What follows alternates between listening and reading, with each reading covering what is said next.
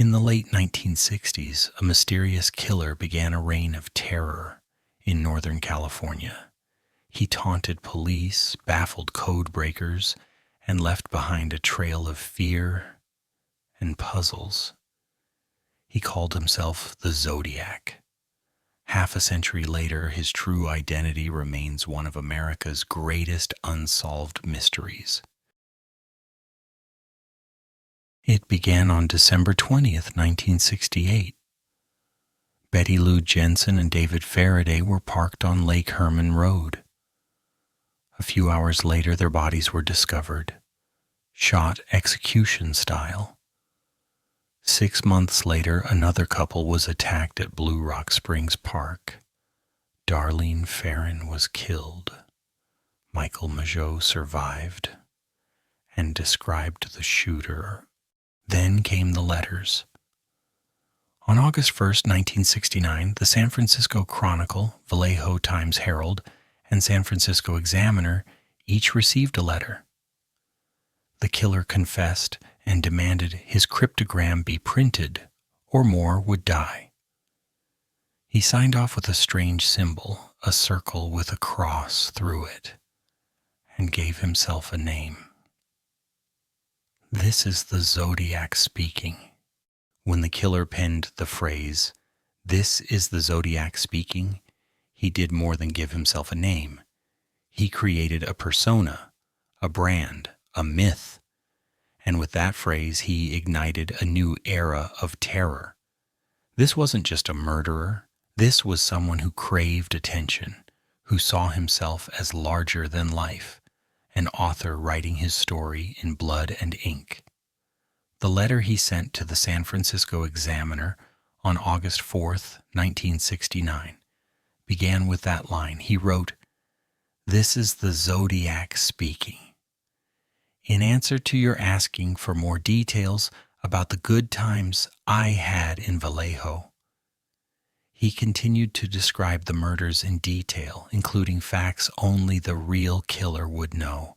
That letter confirmed it. This man was the real deal. But what kind of person writes a letter like this? Forensic linguists and profilers began analyzing the writing style. It was cold, detached, but intelligent. He wrote with deliberate spelling mistakes, possibly to appear less educated or to mislead authorities. The structure of the letters, the way he signed off with the crosshair symbol, the demands he made, all pointed to a man who wanted power, and he found it with every published letter. The Zodiac gripped the region in fear, and he knew it. The newspapers faced a moral dilemma. Should they publish the letters or risk more killings? The Zodiac made it clear. If his cipher wasn't printed, more people would die. So they printed it. The killer had manipulated the press, and the press had little choice but to play along. TV anchors discussed the ciphers on air. People in San Francisco stopped strangers on the street asking, "Did you try cracking it?" The killer had made the entire Bay Area part of his game. The first cipher, now known as the 408, was split across 3 newspapers. It contained 408 characters, a series of symbols, circles, triangles, and letters.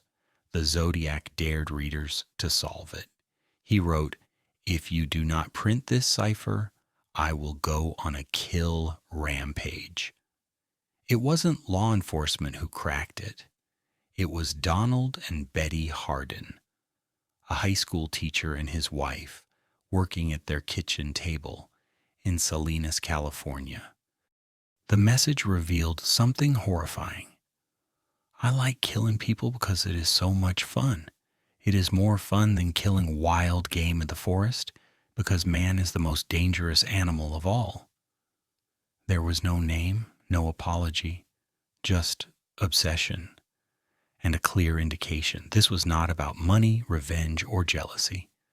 This was about pleasure, pure, remorseless, deadly pleasure. The Zodiac wasn't content with murder, he wanted to orchestrate chaos.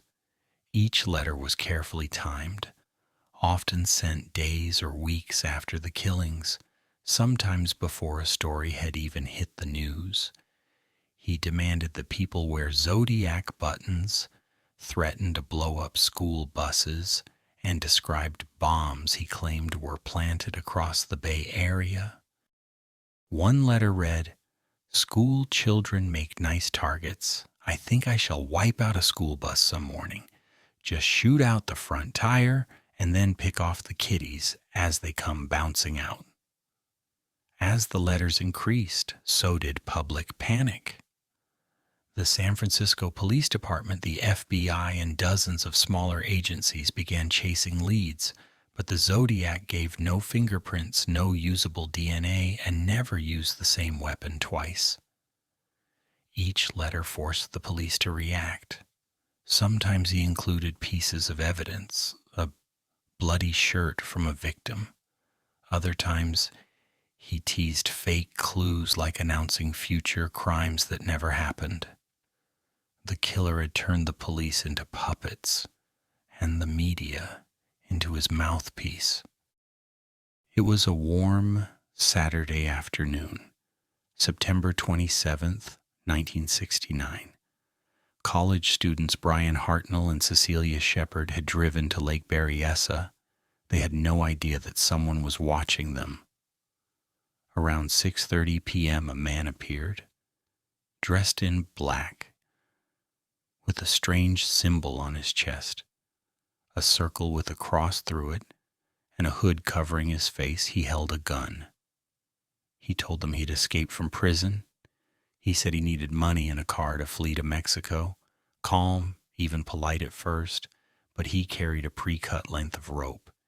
He tied Brian and Cecilia's hands. Then he stabbed them repeatedly, 10 times for Cecilia, 6 times for Brian.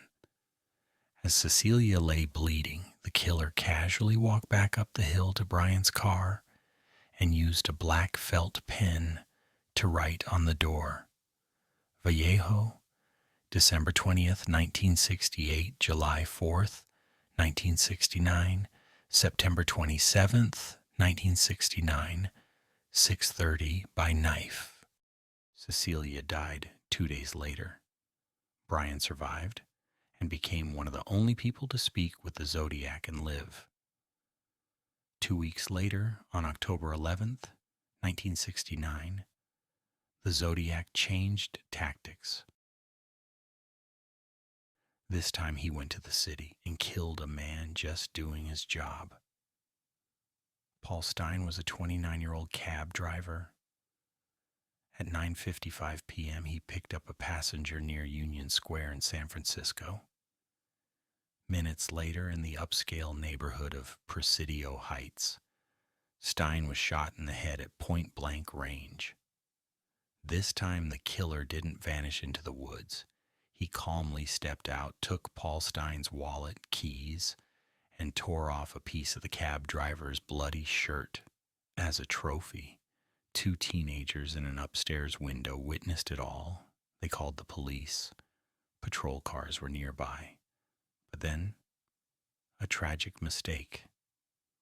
The dispatcher mistakenly described the suspect as a black male. 2 officers passed a white man walking calmly nearby and let him go. That man, police later admitted, may have been the Zodiac himself. Days after the murder, the San Francisco Chronicle received another letter. This one included the missing piece of Paul Stine's bloody shirt. Proof that the killer was still watching, still playing his game. He wrote, "School children make nice targets. I am going to blow up a school bus one morning. Just shoot out the front tire and pick off the kiddies as they come bouncing out." Then came the 340 cipher, 340 characters of total confusion. It went unsolved for over 50 years. Experts, hobbyists, and intelligence agencies tried and failed to crack it. Then in 2020, an international team of amateur code breakers, including David Orenchak, Sam Blake, and Jarl Van Eyck, finally solved it. The decrypted message was chilling, but not revealing. I hope you are having lots of fun in trying to catch me. I am not afraid of the gas chamber because it will send me to paradise all the sooner. I am not the one who left the phone call. No identity, no clues, just taunts. After 1974, the letters stopped. Or did they? Some believe the Zodiac moved on, changed locations, changed names. Others believe he died or was finally arrested for another crime. Over the years, over 2,500 suspects were considered, none confirmed. Names like Arthur Lee Allen, Ross Sullivan, and more recently Gary Post stirred public interest, but never led to charges. The Zodiac Killer wasn't just a murderer. He was a performance artist of terror, writing his own legend in newspaper columns, in blood-stained letters, and in the nightmares of a nation. He changed how America viewed crime, and to this day, he remains the ultimate ghost of the 20th century. Who was the Zodiac? A genius? A madman? Both? One thing is certain, somewhere in the shadows of history, the answer is still waiting.